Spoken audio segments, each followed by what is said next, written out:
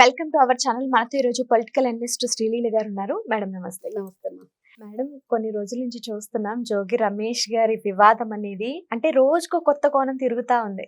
ఇప్పుడేమో కొత్తగా జోగి రమేష్ కొడుకు వచ్చేసి నాకు ఇష్టం లేని పెళ్లి చేశారు, నా బ్రెయిన్ వాష్ చేసి మరి పెళ్లి చేశారు, ఇదంతా రీజన్ నువ్వే అని తండ్రి మీదకి తిట్టడానికి కొట్టడానికి వెళ్ళిపోతున్నాడు. ఒక పక్క చూసుకుంటే మేఘనా గారు అండ్ అనసూయ గారు వీళ్ళిద్దరు మాట్లాడిన ఆడియో లీకులు బయటకు వస్తున్నాయి. ఈ అనసూయ గారే మాకు కారు కావాలి, నా కొడుకుని నువ్వే మెప్పించుకోవాలి. అసలు ఏంటేంటో మేడం, అసలు ఏంటి వీళ్ళ అంటే ఒక మాజీ మంత్రిగా చేసిన ఈయన లైఫ్ అనేది ఇట్లా రోడ్డున పడినట్టు అయిపోయింది ఇప్పుడు. అసలు ఏంటి ఇంకా ఆయనకి రాజకీయ ప్రస్థానం ఉంటుందంటారా? అంటే బ్రతుకు జట్కా బండి మనం ఏదో ఎపిసోడ్లుగా చూసుంటాం. అది నిజాల అబద్ధాలు మనకు తెలియదు. ఏదో వాళ్ళు ఏదో చేస్తున్నారు అనుకున్నాం, కానీ అసలు సిసలైన బతుకు జట్కా బండి ఇక్కడ కనిపిస్తుంది వైఎస్ జోగి ఫ్యామిలీలో. రియల్ ఇన్సిడెంట్ అన్నమాట ఇది. అందులోనూ బతుకు జట్కా బండి వీళ్ళ కాపురాలు బజారు పాలు. అదే ఇక్కడ తెలిసింది. ఎందుకు ఇలా జరుగుతుంది, ఎవరు కారణం, దీంట్లో ఎవరు తప్పు? ఇక్కడ ఫస్ట్ ఆ అబ్బాయిలో లోపం ఉంది అని చెప్పి తెలిసినప్పుడు పెళ్లి చేయటం తల్లిదండ్రులు తప్పు. అబ్బాయిని ఒప్పించి అందరితో మాట్లాడించి కాంప్రమైజ్ చేసి ఆ అమ్మాయి ఫోటో చూపించినప్పుడు కూడా నాకు ఎటువంటి అనిపించలేదు అని కూడా చెప్పాడు అతను.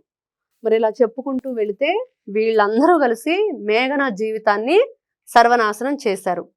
పెళ్లి చేయటం ఒక తప్పు అయితే, ఆ అబ్బాయి పెళ్లికి పనికిరాడు అనేది ఇంకో తప్పు అయితే, ఆ అమ్మాయి పెళ్ళయిన తర్వాత ఆ అమ్మాయిని ఎలా వీళ్ళు టార్చర్ చేశారు.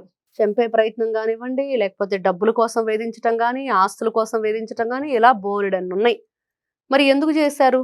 ఓకే, మీరు తప్పు చేశారు పెళ్లి చేసి, మీకోసం మీ సుఖం కోసం తల్లిదండ్రులు హ్యాపీగా ఉండటం కోసం నేను పెళ్లి చేసుకున్నానని రాజీవ్ చెప్తున్నాడు.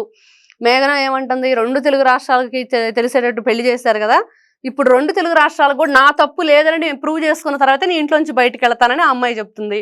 ఏ ఆడపిల్లకైనా అనిపిస్తుంది, ఒకవైపైన తప్పు ఇంకో వైపు కూడా ఉండిద్ది కదా అనే జనాలకి చెప్పాలనే ప్రయత్నం ఆ అమ్మాయి చేస్తుంది. మరి ఆ అమ్మాయిని ఎలా టార్చర్ చేశారు, ఏ విధంగా ప్రాణభయంతో పారిపోయి అర్ధరాత్రి అక్కడ పోలీస్ స్టేషన్ ఆశ్రయించింది, ఇవన్నీ తెలిసిన విషయాలు అందరికీ.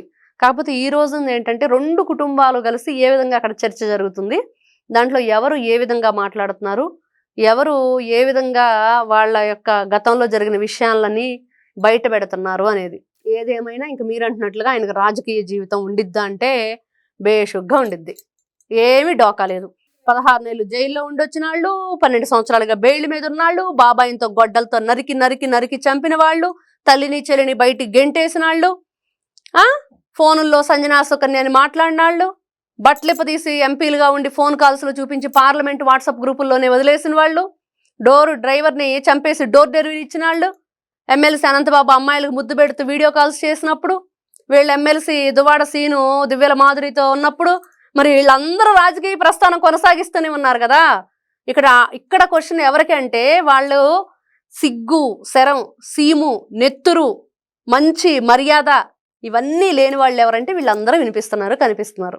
ప్రజలే చెప్తున్నారు. మనమేమి కొత్తగా అనుకునే మాటలు కాదు, ఈ రోజున మనమేదో వాళ్ళ గురించి చెప్పుకుంటున్నాయి కాదు.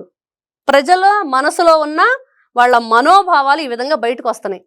అరే మేము ఈ విధంగా ఆలోచిస్తున్నాం మీ గురించి, మీగా మేము ఓట్లు వేసేది, మీరా మాకు ప్రజాప్రతినిధులు, మీరా మమ్మల్ని పరిపాలించేది, మీరా మాకు మంచి చేసేది, మీ వల్ల మేము ఈ రోజున ఏదన్నా ఉపయోగపడే విధంగా ఉండిద్దని మేము అనుకుంటున్నామా అని. ఉండిద్ది బేషుగ్గా. వీళ్ళు చక్కగా మళ్ళీ మేము వస్తాం, వస్తే పోలీసులు బట్టలు తీస్తాం, రిటైర్డ్ అయిపోయినా కూడా వదిలిపెట్టామని చెప్పేది ఒకరు.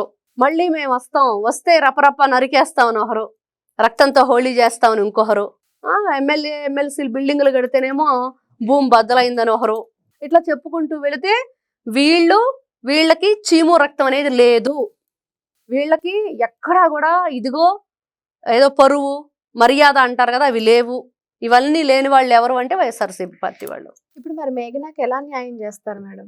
మేఘనాకి న్యాయం చెయ్యాలి అని అంటే ఆ అమ్మాయి ఏదైతే కోరుకుంటుందో అది వాళ్ళ అత్త, మామ, భర్త, వాళ్ళ ఎవరైతే ఇంకా 11 మంది మీద ఆమె కేసు నమోదు చేసింది, ఒకరిద్దరు కాదు, ఆ కుటుంబ సభ్యుల్లో మొత్తం వాళ్ళందరూ 11 మందో 14 మందో ఉన్నారు. అందరూ బయటకు వచ్చేసి బహిరంగంగా వాళ్ళ అమ్మాయికి క్షమాపణ చెప్పి, ఇదిగో మేమందరం నిన్ను వేధించామనో, లేకపోతే మేమందరం నిన్ను ఇబ్బంది పెట్టామనో, లేకపోతే మేమందరం కలిసి ఈ అమ్మాయిని చంపడానికి ప్రయత్నం చేశామనో ఒప్పుకోవాలి. ఇట్లాంటివి జరిగినప్పుడే ఇంకొకరు ఆ తప్పు చేయకుండా ఉంటారు. వీళ్ళు కూడా రేపు 10 మందిలో రావాలన్నా కూడా, ఏదైనా మాట్లాడాలన్నా కూడా రేపు ప్రజలు అడుగుతారు, చెప్పారులే చాలే వెళ్ళండి, మీ ఇంటికి వచ్చిన ఆడపిల్లని కోడల్ని మీరు సరిగ్గా చూడలేకపోయారు అనేది.